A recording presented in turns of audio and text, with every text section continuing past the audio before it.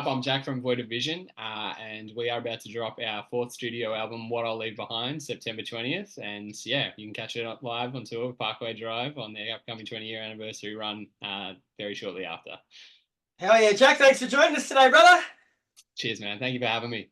No worries at all. So, as you say, Void of Vision's new album, What I'll Leave Behind, is out on September the 20th. But before we get into that, mate, I want to run through a timeline of events leading up to the album. So Sure. we'll start, I guess, with the incident. Like the journey to this album started on January the 23rd in 2022, mate, when you woke up in the back of an ambulance. So we'll start there. What happened there?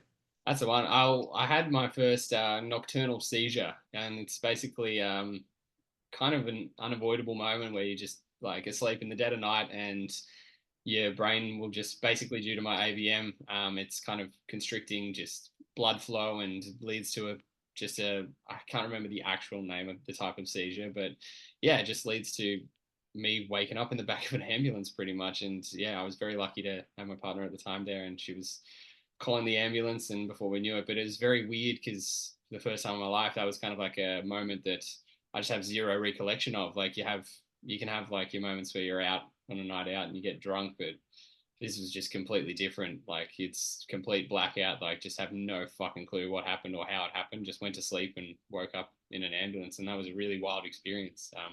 But yeah, it's kind of the first instance of what happened, and went to doctors, and they basically just, I don't know, started beginning the plan to get rid of this AVM in the back of my brain and begin the process for radiotherapy. So that was the first instance of how it all sort of worked. And part of that plan, mate, was that when you were discharged, you were told to avoid activities that raise your blood pressure. Now, you didn't really listen, did you?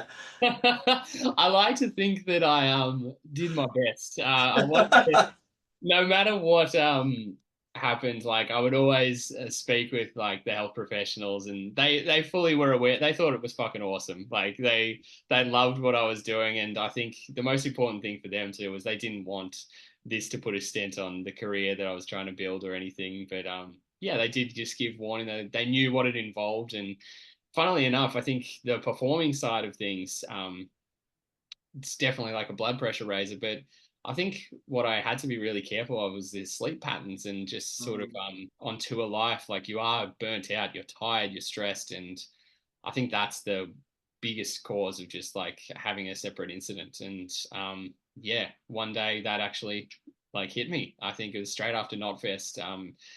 Probably a week after, I just woke up in the middle of the night with just like a roaring fucking headache, just absolute, like it was like I was seeing fire in the back of my eyes, and checked myself in the hospital again. It turns out I was like amidst a brain bleed, and yeah, they just begun a sort of like a patch up operation to kick it all off. But for that moment in my life, that was the first moment where I was like, fuck, like I've really just pushed it to the edge. I've taken it like way too far, and at what cost? And I think that was kind of the beginning of the where this album took its direction of just existentialism and thinking about things in a grander sense that I've never thought about in my life, and how I want to navigate the rest of my life, etc. And yeah, I just began asking myself all the hard questions and just what I needed to do, what I wanted to do in life. And I just feel like for so long I was taking life for granted. And I think that moment where it almost slipped away was probably the most important that I've ever had, because it just made me change how I see everything, just fix priorities, change Mm. perspective. And yeah, it was just a very crazy experience that I know it's very weird to look back on and say I was grateful for, but damn, I really definitely wouldn't have been able to do a lot of the things I've been doing in the past year without that happening. So it's a Yeah. very weird double-edged sword there. It is, man. Now, to put it in perspective, so people know how dedicated you are to your art, I guess. Like when you were told to avoid those activities, that strenuous activities, like you then went on tour to North America, you went on tour to Europe, you came home, you finished Chronicles 3 Underworld. That's All it. this before you had your second episode, which led you to hospital. But as part of that, bro, like around that same time, you created what you called a second Jack, which has been dubbed the Angel of Darkness, which helped you deal with those lifestyle changes. Now that fascinates me, bro. Like tell us more about that. Well, I guess now it's all out in the open. Yeah, that whole character and that whole video and just everything around that release campaign was kind of like a gimmick and a mission to to limit my activities. So what we would do was we'd kind of I just wouldn't be out. Like I was just taking it so easy at home.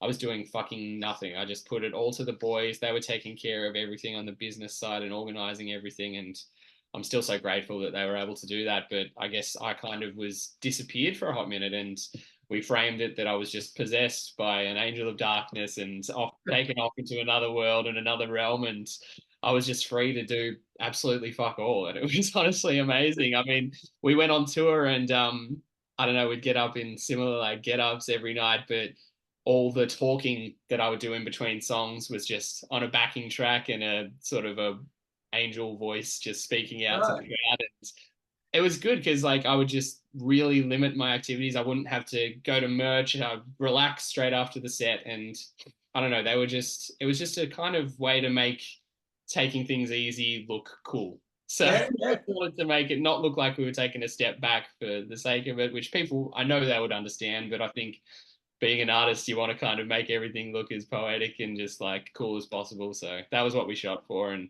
I don't know, I'm stoked. That's like one of my it's a very Bowie moment to have, I think.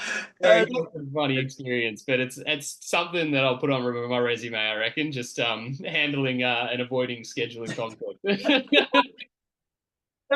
That all is now looking back at it, bro, and it is a good laugh. But at the time, how did that help you? Because it would have been a lot for you mentally stepping away like that. Like you've always been a hands-on sort of a dude. Like you love your fans, you love interacting with them. So how Yeah. did creating that persona, I guess, help you deal with the whole situation?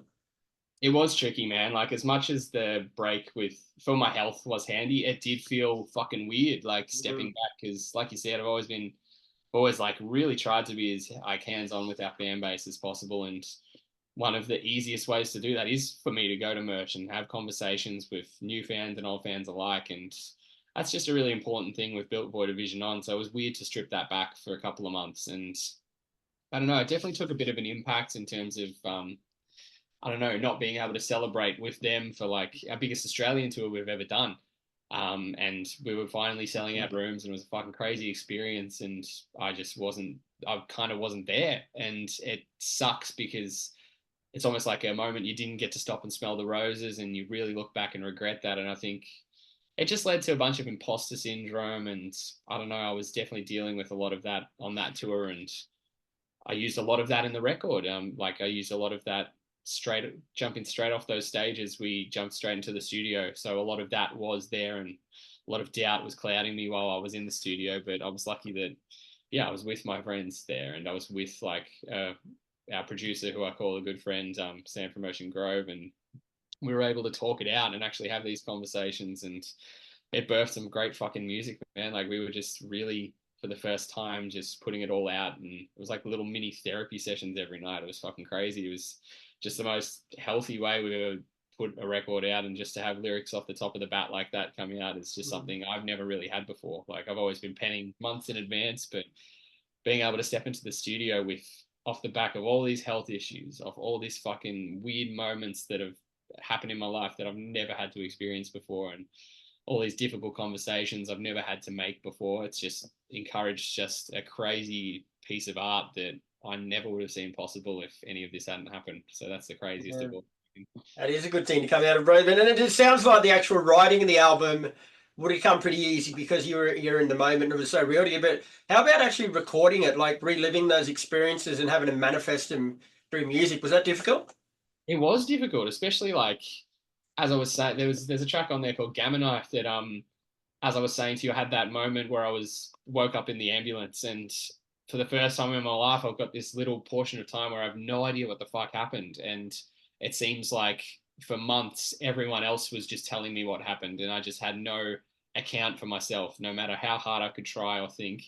And yeah, that's kind of what that song is. It's me trying to kind of create that moment in time and like sing it back as to what was actually going on in that moment, because I want to leave that behind for myself, so I'm not living in that weird world where I just was completely out of control. It's like me bringing a sense of control back into like my life and wanting to recollect that moment just for my future self, because it's a very like significant moment in, I guess, my timeline to where everything changed, and I wanted something to remember that by. So I think creating those moments and encouraging those moments to happen in the studio was really important. Just having those difficult conversations, like I said, about existentialism and just where we want to be in life and how we want to see the rest of our lives carried out from here on out. And I think that's an aptly titled record, What I'll Leave Behind. It's really Yeah, 100%.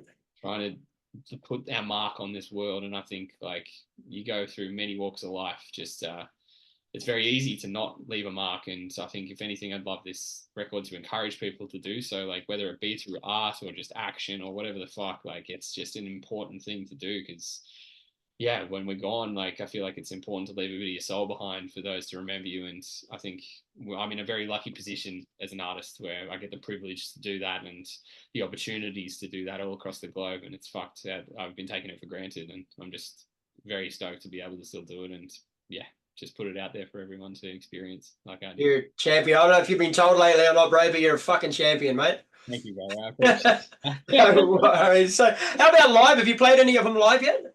We haven't. Our first run is this weekend on the 15th. Before the Parkway run kicked off, we wanted to dust off the cobwebs and just do an intimate little Melbourne show. So booked a venue that sounded like it had my name in it. So we're playing the BERGIN band room. Nice. Melbourne, it's a little small venue that we just thought, let's just book a small room, play a bunch of the new album tracks, and just, I don't know, give it a bit of a test drive. And I don't know, we're very lucky we've got a dedicated fan base down here, so they're all just going to come out and celebrate it with us. But fuck, it's just been fun. Like I'm very, very excited to play these for the first time because, like you said, there's a lot that goes into the making behind these songs, and I think performing them live is revisiting those conversations and experiences. And I've definitely had it in the past with music we've written live, but I think it just takes on a whole different meaning now. Like it's going to be very interesting doing this for the first time because, yeah, it's just very meaningful, fucking hard hitting shit for me still to this date. And I'm excited to just put that out live because I think it just adds something on top of your live show when you're just that fucking passionate about what you're doing. And yeah, it's a very, very cool feeling to know that we can do that in a 200 cap room and then bring it to an arena because it's just going to be the same level of care and passion. Shit, yeah, mate. Now, every song on the album is obviously personal and deep for you, but you've started the album with the track Oblivion. Now, why start with that one particularly? Oblivion is kind of like we kicked off with the moment where I thought, fuck, this is all done. So basically, that was the moment. It is a bit like the timeline on the record is definitely a bit mixed and matched, but Oblivion was just where I wanted to kick it all off because the first thought I had was, okay, everything ends here. What the fuck do I do now? It's just a bit of a process of me realizing, okay, I've got to ask these questions. I've got to talk to my fucking friends. I've got to realize that I'm not taking this for granted anymore. And yeah, I just want to let you know because I don't want to let you down. And that's the thing. Like I could quite easily have just come out of that situation just not being able to do music anymore, and I don't know what that would have left me with. So I just wanted to really just ask that first question of fuck, okay, like if everything was to end today, what would we do with it? And the rest of the album follows pretty much. Like that's where it all birthed, I think, and we just wanted to kick it off with a punch in the face and just asking the hardest question first. Yeah, very cool. Now, the press release alludes to this being a new era for Void Division, which it is for the obvious reasons we've just spoken about. But I've been fortunate enough to have a listen to the album, mate. She's a fucking cracker, by the way. Really fucking awesome album, mate. But musically, you've gone over and above as well, mate. Like, run us through the musical changes on this album. I think it's really a big kind of amalgamation of those EPs where we were experimenting a lot a couple of years ago. We went through like, I don't know, the heaviest music we could write to the most electronic music we could write and just took a journey through there. And I feel like it was very weird at that time to put out a record because it would have felt really jarring while we're experimenting with it. But the second we were ready and we knew we were ready, we were able to put this music, all these different influences together for the first time and kind of make that quintessential Void of Vision record. Like it's just everything that we've ever done and ever could be. And I'd like to think there's something on there for every iteration of Void of Vision fan, no matter if you were there from the get-go or the end. Like it's something on there for everyone. And we're very like stoked that we were able to do that. It's got some twists and turns. It's got some traditional vibe on there. It's got even some stuff that people have never probably heard before from us. And I don't know, it was very important for us to like keep those influences running. And yeah, I'm just stoked we were able to put it all together and create something for everyone with this. Like you say, bro, like you pretty much managed to cover every stage of Void Division over the record, but and there's been so many, bro. Like you say, you've gone from the hard stuff to the electronics. Like there's so much transition there. But when you listen to what I leave behind as a whole, it still blends well together. Like it's sort of it's not one of them ones where you go, oh yeah, I like that man, that era and that sucks. But it all comes in. So how hard was it to get it all to blend together on one record? Well, that's the thing. Like, I remember when we started making those EPs, we're like, fuck, we're not ready to do a record of this yet. Because we were very hyper aware of what you're just saying. Like, it's hard to not make it feel forced and shoehorned. And I think one day, we knew one day it would click, and we were just waiting for the perfect time to do it. And yeah, I think that's another beauty. Like, I know we've been doing this for fucking years now, like for over a decade, but it's just really important that we waited for the perfect time to do this record, because I think it's never too late to fucking hit anything like this. And I think that's a big thing for many artists to realize. Like, you just are grinding sometimes for a very long time, and as long as you're loving what you're doing and you're having fun doing it, then that's the most important part, because it'll come. You just got to keep fucking working. Like, that's the thing. And I think that's what we have been doing, really. Like, we've just been going and going and going, and we finally clicked on it. And I'm just so happy that we did. And like, I think that's the thing too. Like, we're at the moment, we are just at the most exciting point of our career, about to drop like this album, about to go on the Parkway tour. We'll be doing our own tours for this. We're going overseas and doing our own tours for the first time and headlining in the States. And it's just a fucking bizarre feeling to like actually be at this stage. And I don't know, I'd be more than happy to just like think that this is just everything that we've aspired to do. And I'm just, every iteration of this band, no matter where it is, like, it's always been like a gradual growth, but now I really feel like it's a moment that we can stop and appreciate, because we've finally done what we wanted to, and we finally have like a legacy that we can leave behind. Good on you, bro. Couldn't happen to a better bloke and couldn't happen to a better band, mate. Congratulations. But you've got so much happening, mate. We've got to write this up now. You have got your show in Melbourne on the 15th. You start your tour with Parkway on the 18th in Brisbane. Album What I Leave Behind comes out September 20. It's the year of Void Division, bro. Congratulations, and I hope it all goes well. Thank you, mate. I appreciate your time. Thank you for all your support.